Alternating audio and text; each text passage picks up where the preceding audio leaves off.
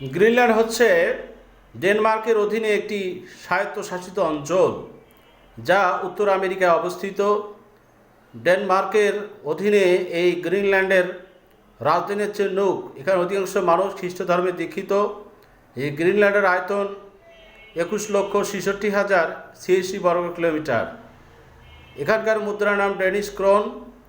সময়ের আবর্তনে এটি ভূরাজনৈতিক প্রেক্ষাপটে গুরুত্বপূর্ণ ভূমিকা রেখে চলেছে। তবে এই গ্রিনল্যান্ড ডেনমার্কের অধীনে আসে 1814 খ্রিস্টাব্দে এবং সমসাময়িক প্রেক্ষাপটে গ্রিনল্যান্ডে উত্তেজনা দেখা দিয়েছে বিশ্ব রাজনীতিতে। আপনাদেরকে আমি সেদিকে না নিয়ে গ্রিনল্যান্ড সম্পর্কে সামান্য তথ্য দেওয়ার চেষ্টা করেছি মাত্র। গ্রিনল্যান্ড অধিকাংশ মানুষ খ্রিস্ট ধর্মে দীক্ষিত। এখানে মোট জনসংখ্যা 56,814 জন এবং এটা আটলান্টিক ও আর্কটিক মহাসাগরের মাঝে একটি দ্বীপ অঞ্চল। আপনাদেরকে ধন্যবাদ।